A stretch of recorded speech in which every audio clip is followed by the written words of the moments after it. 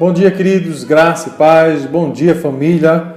Mais uma sexta-feira, mais um momento onde nós estaremos compartilhando da palavra do Senhor, nós estaremos aprendendo, um momento de devocional. Então, antes de começar, você já sabe que a gente sempre pede, né? Além da oração, além de você estar com o coração assim, contrito, quebrantado, se preparando para ouvir, a gente sempre pede que você compartilhe esse link, compartilhe esse vídeo com o maior número de pessoas, já vai chamando, já vai convidando, avisando que o nosso devocional já vai começar. Então compartilhe com o maior número de pessoas que você conhece, tá bom? Aproveite, se você nunca se inscreveu no nosso canal, que já faz isso, e aproveita, já ativa lá o sininho para que você seja notificado cada vez que a gente esteja no ar, cada vez que a gente esteja com um material novo.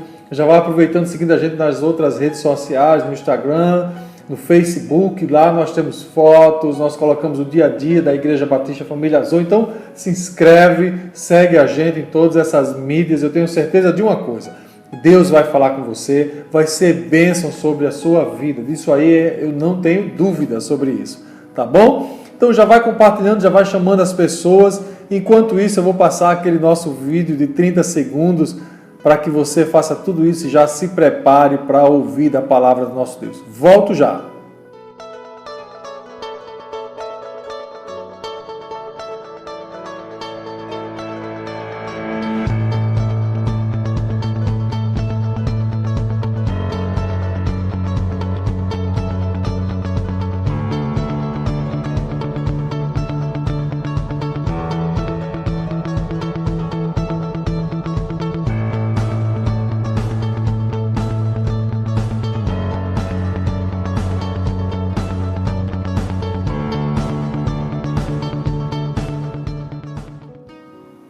Bom, estamos de volta, né? Vamos continuar com a nossa devocional. Eu só queria pedir uma coisa a você que eu considero de extrema importância, que é a oração.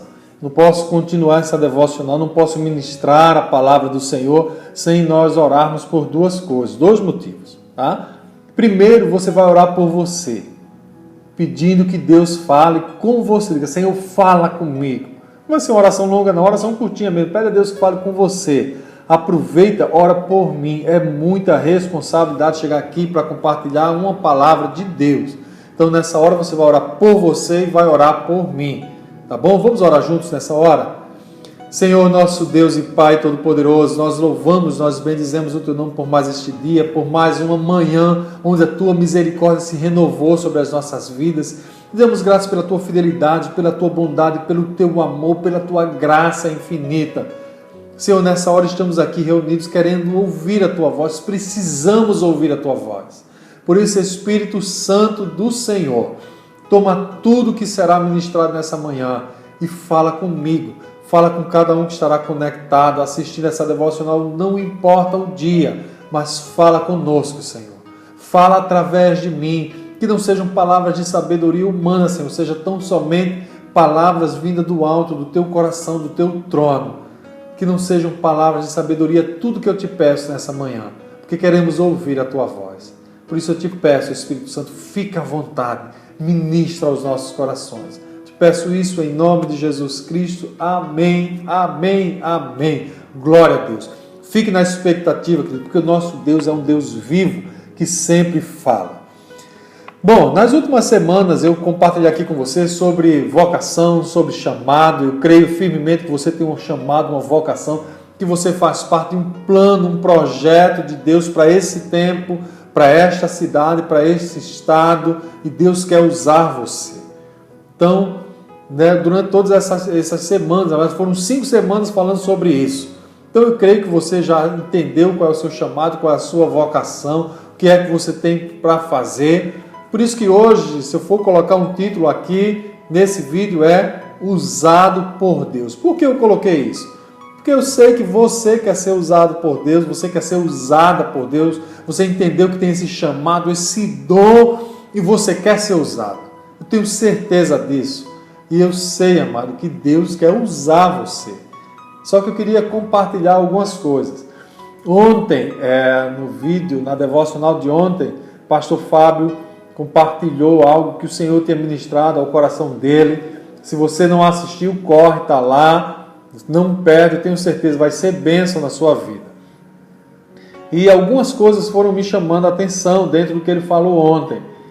E ele falando sobre como hoje no Brasil, assim, se eu não me engano, o maior país evangélico, como nós crescemos em termos de número, mas em compensação o nosso Brasil não teve essa mudança toda. Esse crescimento não causou necessariamente uma transformação na sociedade brasileira, não mudou a questão da corrupção, não diminuiu a destruição de famílias, muitas famílias têm sido destruídas, enfim, não mudou, não teve um impacto na sociedade esse número, pelo menos não parece ter. E é sobre isso que eu quero falar, porque isso começou a falar comigo, quero compartilhar, porque o meu medo, amado, é que eu e você, Igreja do Senhor, estejamos nos tornando como os Gálatas, a igreja que Paulo disse que era insensata. Capítulo 3 de Gálatas, ele diz: ó, insensatos Gálatas, quem seduziu o seu coração? Né? E o meu medo é nós estarmos nos tornando exatamente como eles. Por quê? Porque hoje há uma grande necessidade de retornarmos à palavra de Deus. A palavra de Deus precisa ser o esteio, precisa ser o fundamento, precisa ser, amado, aquilo sobre o qual nós vamos construir, edificar a nossa vida. Precisamos estar bem firmados em princípios da palavra de Deus. Precisamos retornar a ela, porque parece que hoje a igreja está distante da palavra do Senhor, distante de princípios da palavra. Às vezes esse número que se reflete, o crescimento aí dos evangélicos no Brasil, não quer dizer necessariamente que está mudando, que a sociedade brasileira está sendo firmada em princípios da palavra do Senhor. E se você tem acompanhado as notícias, se você é uma pessoa ligada, você sabe que muitas vezes nós vemos escândalos, problemas justamente com aqueles que se proclamam evangélicos. E o meu medo é que eu e você amanhã estejamos entre estes. Por isso, o meu pedido, a minha convocação, eu conclamo você esta manhã a retornarmos à palavra de Deus, ou ter a palavra de Deus, a nossa vida balizada pela palavra do Senhor, a nossa vida orientada, a nossa vida firmada na palavra de Deus. Paulo, quando estava escrevendo para os Gálatas, no capítulo 1, ele disse assim: admiro de que vocês estejam abandonando tão rapidamente aquele que os chamou pela graça de Cristo para seguirem outro evangelho, que na verdade não é o evangelho. Isso é Paulo na primeira carta aos Gálatas, no primeiro capítulo da carta aos Gálatas, Então ele diz: olha, me admira vocês estejam deixando a Cristo, o evangelho de Jesus, para seguir a outro evangelho, que não é evangelho. O que estava acontecendo na região da Galácia? Paulo esteve lá, Paulo naquela região estabeleceu igrejas, ensinou sobre o evangelho, ele ensinou que o evangelho é Cristo e somente Cristo. Só que depois de um tempo, alguns mestres do judaísmo, alguns homens do judaísmo começaram a questionar a autoridade de Paulo, começaram a questionar o ensino de Paulo e querer dizer que o evangelho era Cristo, mas a lei não poderia ser abandonada. Então deveria haver Cristo mais a lei. Então, enquanto Paulo falava que o evangelho é Cristo, eles diziam: não, é Cristo mais a lei, é Cristo mais a religião. E hoje eu e você vivemos em um tempo onde nós vemos não necessariamente Cristo e apenas Cristo, mas Cristo e a religião, Cristo e a religiosidade ainda habita ainda povoa muita religiosidade na igreja evangélica. E é sobre isso que nós compartilharemos nessa manhã, porque para Paulo isso é muito claro na palavra de Deus: o evangelho é Cristo. Então isso nos mostra que a maior necessidade nossa, a maior palavra de Deus, é retornarmos à palavra de Deus. Hoje, a maior necessidade na igreja é de homens e mulheres de Deus, homens e mulheres que estejam firmados na palavra de Deus. Hoje a gente vive um tempo, de rede social, de imediatismo, de tudo acontecendo muito rápido. Entenda, amado, são excelentes ferramentas. Esse tempo de pandemia nós temos visto, eu estou na sua casa, no horário que você achou mais cômodo, mais confortável, e estou alcançando muito mais gente do que a gente alcança, por exemplo, num culto no domingo, num momento ali local, numa célula, num tadel. Então hoje, através dessas ferramentas, nós alcançamos até os confins da terra. É uma ferramenta excelente o canal que nós temos aqui no YouTube. Então tudo isso aí, Facebook, são ferramentas que a gente tem usado a favor do Evangelho. Mas nós precisamos entender uma coisa, que Deus não unge métodos, ferramentas. Deus unge pessoas, Deus unge homens e mulheres. Essas ferramentas são maravilhosas, mas Deus unge pessoas. Deus quer usar você, Deus vai usar você, independente de você estar nas mídias sociais, independente de você estar aqui num vídeo no YouTube, independente de você ser seguido por milhares de pessoas ou não, independente de você ter um perfil ou não, isso não é pré-requisito para você ser um agente de mudanças na nossa cidade, no nosso país, na sua casa, na sua família, na igreja do Senhor. Que Deus ungiu você para pregoar as boas novas. Você é ungido do Senhor. E Ele lhe deu dons, talentos, deu um ministério, fez um chamado, e o nosso papel é responder a esse chamado. Um exemplo nós temos na palavra de Deus, e eu quero usar esse exemplo, porque às vezes a gente fica olhando assim, né? Às vezes a pastora Érica diz, eu não sou muito íntima, não sei muito sobre essa questão de internet, eu não sei usar bem essas ferramentas, às vezes eu preciso de ajuda. Tem gente que não sabe nada, tem gente que já é mais entendido, tem gente que manja tudo isso de filmagem, de gravação, de edição, enfim, cada um de nós, né, nessa área de internet, manja um pouco mais, um pouco menos, é especialista, é expert, outros são analfabetos, mas isso não é pré-requisito para ser usado por Deus. Quem é o homem que eu vou usar como exemplo para inspirar a minha vida e a sua?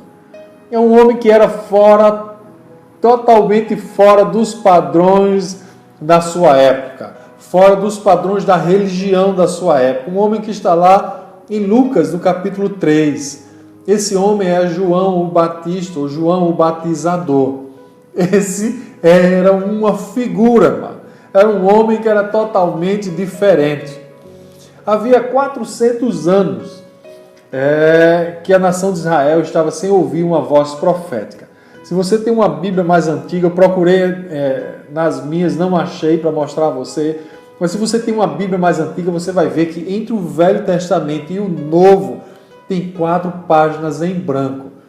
É uma maneira que os escritores, aqueles que imprimem as Bíblias, as editoras, pensaram, acharam, viram, de demonstrar que a palavra de Deus veio falando, e durante 400 anos houve esse silêncio. Foi uma maneira que as editoras encontraram para simbolizar, para sinalizar esse silêncio de Deus durante 400 anos. Então tem 4 páginas em branco. Isso naquelas Bíblias mais antigas, essa moderna não tem, E nas Bíblias digitais menos ainda. Mas durante 400 anos houve esse silêncio, não houve uma voz profética. E aí, nesse tempo, depois desses 400 anos, Deus levanta João o Batista, uma figura muito peculiar, uma figura bem diferente. E o interessante é que João não estava na classe sacerdotal, apesar de seu pai ser sacerdote. Nós não vamos encontrar João lá no templo, servindo no templo. Nós não vamos ver João, por exemplo, nos palácios. Você não vai ver João no palácio de Herodes, pelo contrário, você vai ver João denunciando os sacerdotes e o rei. Você vai ver João não nos palácios, não no templo. João estava no deserto. Você começa a ler a palavra de Deus, você vai ver que a palavra de Deus veio a João no deserto.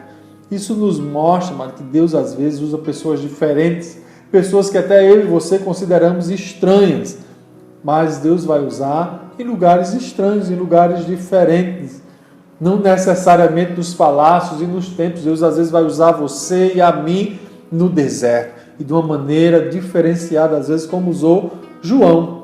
Mas olha quem era esse João Batista. Olha o que Jesus diz a respeito de João Batista. Ele chega para os discípulos e diz: que foste ver no deserto? Isso é Jesus falando a respeito de João Batista no capítulo 7, a partir do versículo 24. Diz: o que vocês foram ver no deserto? Um caniço agitado pelo vento? Aquela pessoa inconstante? Vocês foram ver um homem ricamente vestido, um profeta? Muito mais do que um profeta. Ele foi o maior dos profetas. Você vai ver que Jesus estava dando testemunho de João. Ele disse: olha, não é um caniço lá agitado pelo vento. Não era um homem ricamente vestido. Não era um homem frívolo. Não era um homem alheio a tudo que acontecia. Não era um homem... Era um profeta, era um homem de Deus. Era um homem íntegro, era um homem reto, era um homem que o coração agradava ao seu Deus. Esse era João, um profeta. E diz a Bíblia que entre os nascidos de mulher não houve ninguém maior que João. Hoje em dia a gente tem visto homens e mulheres vendendo seu ministério, negociando valores absurdos, fazendo o evangelho mercado. E talvez você pense, né? Às vezes a gente pensa: mas eu não cobro para pregar, eu nem sou pregador, eu não vivo em conferências, mas às vezes eu e você podemos vender o nosso ministério, fazendo concessões, exceções, fazendo vista grossa, para angariar favores, para ser bem visto, para ser aceito. Muitas vezes eu e você vendemos o ministério não necessariamente por valores monetários, mas por valores emocionais, que alimentam o nosso ego, que alimentam a nossa vaidade. Muitas vezes fazemos concessões, fazemos de conta que não vemos, né? Muitas vezes, e o meu desejo, a minha oração, é que isso seja apenas um exemplo que eu esteja citando, que não sejamos encontrados, amados, nessa situação. Porque João, ele não brincava com a verdade. João denunciava pecado na vida do rei, dos religiosos, dos soldados, do povo. João não era um profeta da conveniência. João não era aqueles homens que evitavam falar em assuntos espinhosos. Ele ia, dizia na lata, falava sem papas na língua, como a gente diz. Ele era direto. Ele não tinha medo de denunciar pecado. Ele pagava e pagou o preço por isso. E essa é a postura que eu e você temos que ter. Os inimigos de João detestavam, odiavam a João. Pediram a sua cabeça, inclusive, né? Diziam: este homem tem demônios. No entanto, Jesus dizia totalmente diferente: é profeta. João é profeta e não houve ninguém entre os nascidos de mulher maior que João. Então imagine esse João. Agora imagine essa mesma postura na minha vida e na sua, porque é isso que nós precisamos. A palavra de Deus nos mostra que foram perguntar a João: diz, quem é você? Dê-nos uma resposta para que levemos àquele que nos enviaram.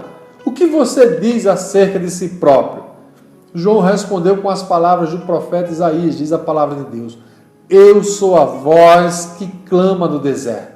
Façam um caminho reto para o Senhor. Ou aplane os seus caminhos, consertem os seus caminhos. Eu sou a voz que clama no deserto. João não apenas proferia a verdade, ele era a boca de Deus. Ele falava com poder, amado. Eu e você precisamos ser boca de Deus na nossa geração. Eu e você precisamos ser aqueles que falarão a palavra de Deus e falar com poder. Entenda bem, não basta falar aos homens, é preciso conhecer a intimidade de Deus. É preciso falar aquilo que está no coração dele. Eu não posso chegar aqui, compartilhar e falar algo, amado, que seja o que eu pense que é certo, o que eu pense que é melhor para você. Eu tenho que chegar aqui e compartilhar algo que eu entendi, que eu percebi, que eu discerni, que eu ouvi, que era algo do Senhor para a minha vida e para a sua. João era um homem ousado, João era um homem muito corajoso. Ele foi, denunciou o pecado do rei, isso lhe custou a vida, isso lhe custou a cabeça. Ele preferiu ser preso, ser degolado, mas ele não transgrediu com a verdade. Ele preferiu a morte à infidelidade. Às vezes a gente pensa que negar a Jesus é estar com a arma na cabeça, né? Como às vezes a gente vê nos relatos sobre a igreja perseguida, sobre a história dos mártires, aqueles homens e mulheres morrendo sem negar a Jesus.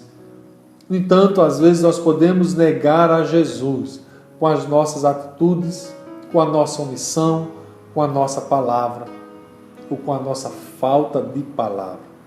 Amados, se nós queremos ser usados por Deus nesse tempo, essa ousadia, essa coragem de João precisa estar em nosso coração. Precisamos ser homens e mulheres que voltam à palavra de Deus, nela se firmam e dela proclamam, falam, anunciam, porque é necessário que eu e você sejamos aqueles que respondem ao chamado de Deus. Hoje, infelizmente, há muitos de nós que, ao invés de denunciar o mal, praticam o mal. Mas eu vou parafrasear o apóstolo Paulo: que não seja assim entre nós. Que não seja assim entre nós, Igreja do Senhor. Que não seja assim entre nós, Igreja Batista Família Zoe. E sejamos semelhantes a João Batista. João Batista, em Lucas capítulo 1, verso 15, diz assim: pois será grande aos olhos do Senhor. Ele nunca tomará vinho nem bebida fermentada. Olha que coisa interessante, olha que coisa poderosa se diz a respeito de João Batista. Será cheio do Espírito Santo desde antes do seu nascimento. Será cheio do Espírito Santo. João Batista era um homem cheio do Espírito Santo, e diz o texto, desde antes do seu nascimento. Naquele tempo, o Espírito Santo ainda não tinha sido derramado, o Espírito Santo visitava. Então você vai ver os profetas e alguns homens sendo visitados por Deus através do Espírito Santo. O Espírito Santo vinha e usava aquela pessoa, mas ele não habitava. Agora imagine que hoje, depois de derramado o Espírito Santo, eu e você somos templos do Espírito de Deus. O Espírito de Deus habita em nós. Eu e você podemos ser semelhantes a João Batista, ser cheios do Espírito Santo desde o nascimento, porque eu creio que eu e você nascemos de novo. Não é isso que diz a palavra? Sobre novo nascimento, necessário vos é nascer de novo. Então eu creio que eu e você nascemos de novo. E já nascemos cheios do Espírito Santo de Deus. A palavra de Deus testemunha que ele era um homem cheio do Espírito Santo. Então, a mensagem que João pregava, cheio do Espírito Santo, eu sei, não era mensagem popular. Como se eu e você, quando falamos nisso, também não passamos pela mesma situação. Não é popular falar sobre arrependimento e pecado. É ou não é? Todo mundo quer falar da graça, todo mundo quer falar das bênçãos, todo mundo quer ouvir que vai ser abençoado, que Deus é provedor, que nada vai lhe faltar. E eu sei que nada nos falta, que o Senhor é provedor, é providência. Eu tenho experimentado isso na minha vida, você tem na sua. Mas nós também sabemos que tem vales, tem lutas, tem tribulações, né? Somos sujeitos a todas as falhas, as situações complicadas, as lutas nos sobrevêm, tem tudo isso. Mas João nunca deixou de proclamar a palavra de arrependimento, nunca deixou de falar a verdade da palavra de Deus. E é preciso que eu e você, que queremos ser usados por Deus, queridos, entendamos isso. A mensagem de arrependimento, ela não é popular. Não era no tempo de João também. Mas João não queria agradar a homens. João queria agradar a Deus. E esse tem que ser o meu desejo e o desejo do seu coração também. No nossa nação, nosso Brasil está vivendo um tempo de um crescimento muito grande da religião evangélica, como disse o pastor Fábio, né? Cresceu muito. Se for olhar os números, né, do IBGE, nos últimos censos, você vai ver que o evangelho no Brasil, as igrejas evangélicas aumentaram muito em número, em membresia. mas eu fico pensando em que isso afetou a qualidade de vida no Brasil. Que isso mudou a vida do brasileiro. No tempo de João, os líderes religiosos da nação estavam corrompidos. Anás e Caifás não tinham o menor conhecimento, menor intimidade com Deus. Eram os sacerdotes, sumo sacerdote, mas não tinha intimidade com Deus. Você consegue imaginar isso? Um sumo sacerdote que não tinha intimidade, que não tinha conhecimento de Deus? A polícia, ou aqueles responsáveis pelo policiamento, vamos dizer assim, eram homens que extorquiam o povo para engordar os seus salários, faziam denúncias falsas, tudo isso para melhorar a sua vida. Herodes, o rei, o governante, era um homem devasso, era um homem adúltero. E se você for traçar um paralelo, você vai encontrar muitas situações daquele tempo no nosso país acontecendo nos dias de hoje. Nos tempos de Herodes, o povo era religioso. Havia o templo, havia toda uma prática religiosa, mas não havia conversão. Hoje no Brasil, parece ter muitas igrejas, muitos templos, muita religião, muita religiosidade, mas não parece haver genuínas conversões. Eu não estou, querido, parando aqui para julgar. Não estou querendo julgar as pessoas, não estou apontando o dedo para as pessoas. Eu estou apontando o dedo, estou julgando os frutos. E esse julgamento tem que vir primeiramente para mim, para a minha vida. Que frutos eu tenho gerado? Porque tudo isso que eu estou falando aqui, se ele não for aplicado primeiramente na minha vida, de nada vai servir. Então, isso que nós estamos falando precisa acontecer primeiramente nas nossas vidas. A igreja talvez não esteja no seu melhor momento, mas eu e você somos essa igreja, fazemos parte dessa igreja, somos esse corpo. Lembra quando um sofre, todos sofrem. Então, se a igreja hoje ainda não é aquela igreja que agrada aos olhos do Senhor, é responsabilidade minha e sua ser aqueles que serão usados por Deus para fazer diferença. Não para ser religiosos, mas para serem convertidos. Não para fazerem a prática ou para terem práticas, disciplinas religiosas, mas para terem um coração verdadeiramente convertidos ao Senhor. Naquele tempo, diz a palavra de Deus, eles não produziam frutos dignos de arrependimento. E o meu medo é que eu e você estejamos entrando para um outro evangelho, o evangelho da conveniência. O evangelho que só fala o que nos agrada. O evangelho que escolhe as passagens da Bíblia que mais agradam o nosso coração. O que eu quero compartilhar com você é que, como foi falado no devocional de ontem, ainda existe uma cruz, ainda existe renúncia, ainda existe pagar preço. Se eu e você quisermos ser usados por Deus, eu quero dizer uma coisa, isso envolve arrependimento, mudança de direção. Porque arrependimento é você ir numa direção, se converter, ou mudar, ou converter a sua direção e ir para outro totalmente diferente. Você ir numa direção e mudar completamente. Isso é arrependimento. Eu e você precisamos de corações arrependidos. E aí eu queria perguntar a você a pergunta que está ecoando no meu coração desde ontem, desde o devocional de ontem. Temos produzido os frutos dignos de arrependimento? Tem acontecido arrependimento na minha vida?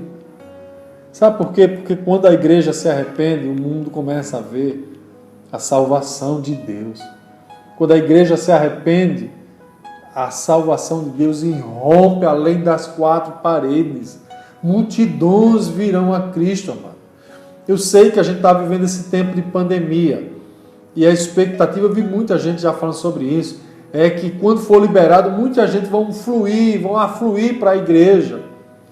Eu não sei se isso vai acontecer, confesso a você. Há essa dúvida no meu coração. Porque será que realmente eu e você, enquanto igreja do Senhor, temos refletido essa fonte que vai fazer com que aqueles sedentos venham buscar? Será que tem visto em mim e em você frutos dignos de arrependimento? Tem visto em nós a vida de Jesus, o Evangelho de Cristo? Ou nós somos apenas religiosos? O que tem sido visto na minha vida? O que tem sido visto na sua? Porque se queremos ver a nossa cidade impactada, sendo transformada, é preciso acertar a nossa vida com Deus. Você tem um chamado, você tem um dom dado por Deus, você tem uma vocação belíssima. Você sabe fazer algo como ninguém sabe. Você tem tudo para ser um homem e uma mulher, todos nós temos, cheios do Espírito Santo de Deus, cheios da sua palavra. Mas nós precisamos pagar o preço por isso. A palavra de Deus precisa ser a nossa fonte de alimento. A nossa intimidade precisa estar ali, se mesclando com a intimidade do Senhor, um derramando o coração para o outro. Você derramando o coração para o Senhor enquanto conhece mais dele. Como diz a palavra, conheçamos e prossigamos em conhecer a Deus, amado. Eu e você, se queremos ser usados por Deus, precisamos conhecer o coração dele, precisamos ser íntimos dele, precisamos refletir o noivo, precisamos refletir a Cristo. Eu comentei ontem no devocional lá no chat, o pastor Fábio até citou que a gente hoje vê a igreja querendo ser luz, mas luz no sentido da notoriedade, tá debaixo dos refletores, mas dando pouca importância a ser sal, a fazer diferença, a salgar. O que eu quero finalizar nessa manhã é parafraseando novamente. Que não seja assim entre nós. Que o Senhor, ao olhar o meu coração e ao olhar o seu coração, possa dizer: esse é meu filho amado em quem eu tenho grande prazer. Eu tenho certeza que se nós buscarmos isso, nós seremos usados por Deus. E o mais importante, agradaremos o seu coração, agradaremos o coração do Eterno, atrairemos o coração do Eterno. Que nessa manhã o Senhor possa ter falado com você, que eu e você possamos ser aqueles que serão usados por Ele, com ousadia, com intrepidez, com coragem, mas que tem o seu coração, um coração quebrantado, contrito e que é cheio do Espírito Santo. Que eu e você entendamos que há um preço a ser pago por andar no verdadeiro Evangelho, o Evangelho que é só Cristo, o Evangelho que cobra de nós uma posição que envolve renúncia, que envolve cruz, que envolve pagar o preço. Eu e você não pagamos preço pela salvação, isso foi Jesus, mas nós pagamos um preço por andar na contracultura deste mundo. Mas eu sei que aquele que começou a boa obra em nosso meio, ele vai completá-la até o dia de Cristo. Ele vai nos fortalecer, aprimorar, tratar, corrigir, disciplinar, exortar, motivar, incentivar, prover, providenciar, consolar, fortalecer, ungir, usar. Porque esse é o nosso Deus. E o plano que Ele tem para toda a humanidade é que nenhum homem se perca. E Ele quer usar você para fazer diferença. Que Deus te abençoe. Que Ele continue falando com você. Beijo grande.